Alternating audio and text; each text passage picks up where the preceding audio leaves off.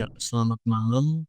Assalamualaikum warahmatullahi wabarakatuh. Jadi di sini saya sebagai Gifarin Nafanul Fariza dari tim Dunia Manusia dan Dunia Gaib ingin membagikan hasil presentasi tentang tugas game ini. Jadi dikarenakan kita atau dari anggota-anggota kami beberapa ada yang tidak bisa hadir dalam satu meet bersamaan, jadi kami menggunakan cara dengan merekord tentang, pekerjaan-pekerjaan kami, seperti itu. Oke, mungkin karena saya pembuka, jadi di sini, langsung aja ke gamenya atau ke temanya. Jadi di sini judulnya itu Dunia Manusia dan Dunia Gaib. Nah, lalu untuk, yang kemarin pembagian task dan role. Yang pertama ada produsernya itu, Aidin Felicia Darmawan, lalu ada desainernya itu ada Muhammad Alfayat, lalu ada lead programmernya itu ada Irfan Valerian, lalu ada, direkturnya itu Dwi Afriza, lalu ada, QA atau Quality Assurance director-nya itu saya sendiri yaitu Gifarin Nafanul Fariza, dan yang terakhir ada marketing director yaitu Josu Zamulu Waru. Oke, lalu untuk, genre gamenya itu sendiri, itu sebenarnya sudah di tugas kemarin. Jadinya, eee, mungkin saya jelaskan sederhana aja, ada action adventure, dual world exploration, lalu story-nya juga, secara garis besar ini kita ada 2 dunia yaitu manusia dan gaib, yang di mana ada perang sebelumnya, lalu, kita ingin, menyelesaikan perang tersebut. Agar tidak berperang lagi. Oke, terus, ada beberapa karakter, ada Lyra, ada Kael, dan Ratu Arke. Seperti itu, seperti yang, kami jelaskan kemarin. Lalu untuk, gameplay-nya juga sebenarnya sudah dari kemarin, dan flow diagram-nya juga sudah dari kemarin. Oke, ini juga masih yang kemarin. Mungkin setelah ini langsung aja ke timeline dan biaya yang di mana akan dijelaskan oleh produser kita yaitu Adeline Felicia Darmawan yang sudah membuat, rancangan timeline dan rancangan biaya di tabel ini, gitu. Oke, langsung saja saya berikan ke, beliau. Kemudian kita akan lanjut ke timeline dan juga biaya untuk produksi game ini. Di mana untuk produksi game ini tuh diawali dengan konsep dan juga praproduksi, di mana konsep itu diawali dengan adanya ideation dan juga praproduksi nantinya akan didukung dengan menghasilkan adanya GDD atau game design dokumen. Isinya ada desain game, prototype, perancangan anggaran dan sumber daya, dan lain sebagainya. Kemudian setelah sudah menetapkan segala konsep dan juga praproduksinya ini, maka kita bisa lanjut ke fase produksi. Di mana fase produksi ini tuh kita mulai untuk develop untuk game kita yang di sini tuh membutuhkan anggaran yang cukup besar, yang berbeda dengan fase sebelumnya, karena pada fase sebelumnya hanya membutuhkan mid saja. Di mana di sini pada fase produksi ada desain, lalu ada develop, dan juga pengujian internal. Lalu setelah game-nya jadi, kita akan melakukan pengujian atau testing, ada quality assurance, pengujian alpha beta, kemudian ada juga perbaikan bug untuk nantinya bisa dibenarkan sebelum nantinya bakal dipasarkan. Lalu setelah semuanya sudah jadi dan fix, maka kita akan masuk ke dalam fase produksi akhir dan juga pemasaran, yang di sini tuh kita akan memasarkan game kita ke khalayak umum. Kemudian terakhir ada pasca produksi dan juga pemeliharaan, di mana setelah game kita itu diluncurkan, maka kita juga perlu untuk melakukan pemeliharaan dan juga ekspansi agar pemain-pemain kita itu tidak bosan, dan juga kita mendengarkan umpan balik dari khalayak umum. Setidaknya kita bisa memperbaiki apa kesalahan-kesalahan kami, yang nantinya bakal meningkatkan untuk user experience dari pengguna. Kemudian ini merupakan rincian dari harganya, lalu di sini ada penjelasan fase-fasenya secara lebih rinci. Oke, jadi di sini saya akan mencoba untuk menjelaskan sistem leveling di dalam game dunia manusia dan dunia gaib. Yang paling pertama itu adalah struktur leveling. Di struktur leveling level 1 itu adalah di dunia manusia, tipe gameplaynya tutorial dan eksplorasi. Fokus utamanya adalah pengenalan karakter dan kontrol. Terus kemudian yang level 2 juga dunia gaib. Di dunia gaib, eksplorasi dan puzzle menemukan jalan ke dunia gaib. Dan ini untuk level 8-nya ya. funnel, dungeon, dan pertarungan. Kemudian objektif untuk yang selanjutnya adalah objektif. Nah, objektif itu level satunya itu adalah belajar mekanik dasar dan kontrol karakter.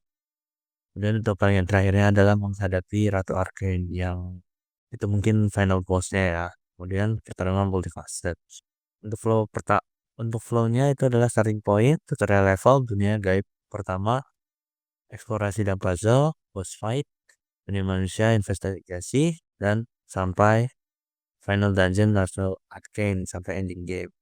Ini alternatif dan side quest-nya, dan durasinya dalam peningkatan level mungkin untuk level satunya itu 10 sampai 15 menit, untuk level 8-nya itu final dungeon-nya mungkin 1 jam sampai 1 sampai 2 jam. Untuk total gameplaynya ini bisa ditamatkan dalam waktu 6 sampai 10 jam lah kalau jago. Dan availability, jumlah level dan aksesibilitasnya, levelnya level utama, dan fitur unlock sampai seperti ini. Nah, untuk yang ke-6 sampai ke-10 itu akan dijelaskan oleh teman saya yaitu Irfan. Baik, selanjutnya untuk mekanisme kenaikan level. Di game ini terdapat XP dan juga milestone, yang dimana XP ini hanya bisa didapat oleh pemain dari side quest dan juga item rahasia. Tetapi XP ini tidak bisa digunakan untuk menggantikan milestone utama. XP ini hanya bisa digunakan untuk membuka skill, senjata, atau item tertentu. Kemudian untuk milestone sendiri adalah syarat utama di game ini untuk mencapai kenaikan level. Jadi kenaikan level di game hanya terjadi setelah milestone utama diselesaikan.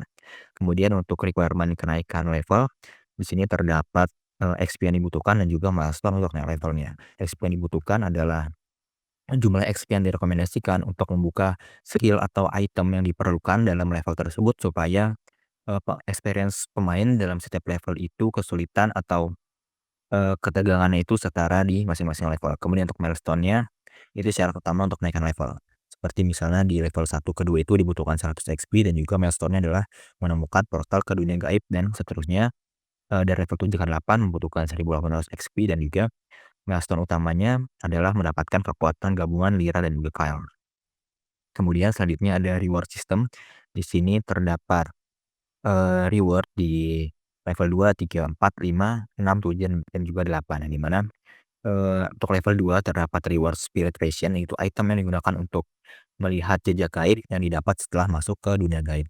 Dan seterusnya sampai di level 8 itu terdapat reward Aether Storm yang adalah ultimate skill yang didapat setelah menyatukan kekuatan Lyra dan Kyle.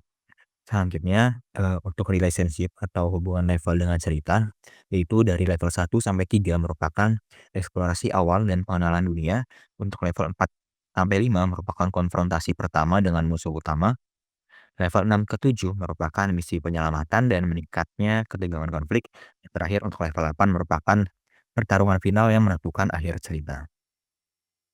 Kemudian untuk progression atau tingkat kesulitan, di sini untuk progression termudah yaitu ada di level 1, kesulitannya dari skala 1 sampai 5 hanya memiliki kesulitan 1 karena mekanismenya sendiri hanya merupakan dasar-dasar kontrol. Sedangkan untuk yang tersulit adalah level terakhir yaitu level 8 yang dimana dari skala 1 sampai 5 dia memiliki kesulitan 5 dengan mekanismenya itu adalah final dungeon dan pertemuan dengan Ratu Arachne. Baik, untuk sistem leveling sekian penjelasannya. Selanjutnya akan diberikan penjelasan mengenai game interface.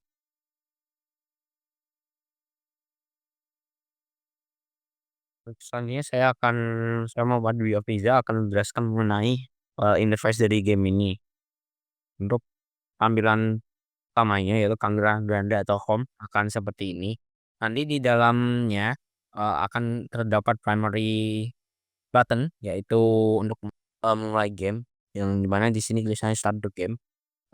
Di sini dimungkinkan juga kita untuk mengakses profile, kemudian mengakses inventory yang di sini dinamain oleh back, lalu kemudian mengakses tugas-tugas yang akan ada, dimana di sini nantinya quest gitu, dinamain quest. Kalau nanti start the game yang dipencet, dia akan masuk ke dalam game atau orang-orang biasa nyebutnya tampilan in game kayak ini. Nanti ini adalah dialog dari tokoh-tokohnya. karena konsepnya story game gitu.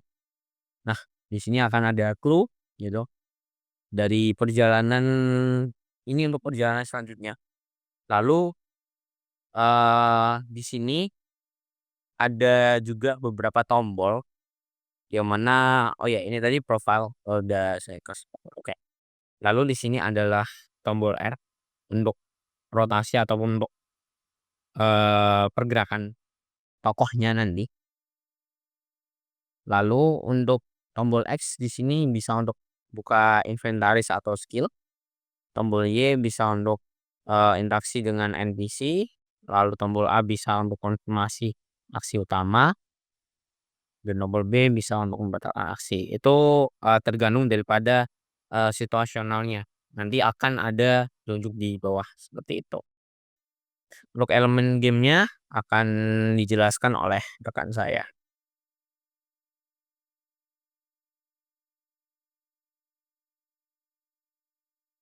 Oke, selanjutnya kita akan membahas mengenai tentang elemen game yang berada di game Lost Legends ini. Oke, pertama-tama ya pastinya itu ada Lyra dan Kyle sebagai karakter utama dan juga karakter pendukung di dalam cerita ini. Pertama untuk Lyra itu sendiri itu didesain sebagai karakter yang dengan rambut putih dan juga mempunyai pakaian petualang. Dan juga dia tuh kan merupakan seorang protagonis ya dalam game ya. Jadi dia tuh salah satu karakter ya pendukung lah. Selanjutnya itu ada Kyle. Kyle itu adalah karakter yang pakai topi besar dan pakaian sederhana. Oh ya, perlu diingat lagi antara dua karakter ini bisa berubah-berubah atau melakukan change karakter ketika dibutuhkan. Nah, untuk change karakternya ini sendiri itu tuh melalui dunianya. Jadi, ketika kita berubah dunia, maka dia juga akan berubah karakternya. Jadi, kita akan bisa merubah dunia itu melalui ini, dual world navigation. Atau yang bisa kita lihat ada di sini ya. Jadi ketika dia masuk ke dalam sini, ketika dia mengarahkan kursor ke arah situ, menggunakan R, dia bakal masuk ke dalam dunia, satunya lagi yang dunia gaib. Karena ini pada konsepnya kan itu ada dunia manusia dan dunia gaib ya. Oke, selanjutnya itu ada sistem crafting system, yang mana jika kita mengarahkan kursor ke arah crafting system yang ada berada di sini, ini ya, yang bentuknya tugu, itu kita bisa menggabungkan beberapa item yang kita dapatkan selama melakukan perperangan dalam misi-misi yang ada di dalam, dunia manusia ataupun juga dunia gaib.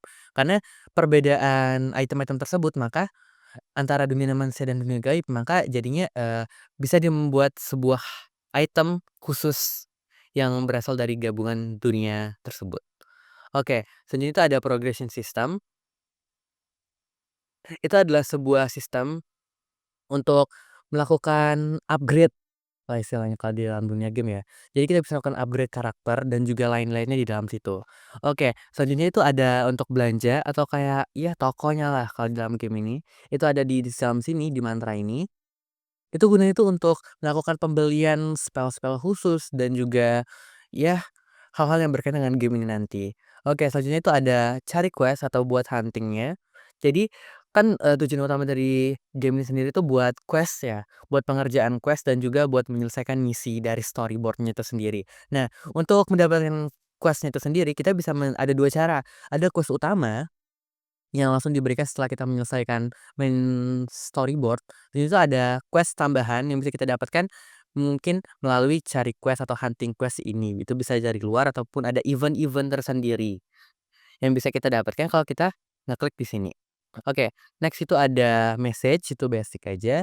Selanjutnya itu ada backpack untuk melihat apa aja sih item-item sudah kita dapat.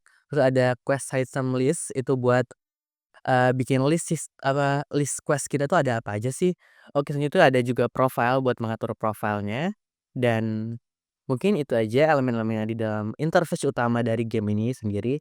Oke, mungkin, itu aja yang bisa aku jelasin buat saat ini, dan juga teman-teman aku juga ya udah jelasinnya.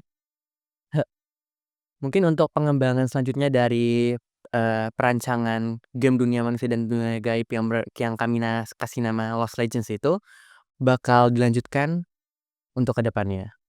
Terima kasih dan selamat siang.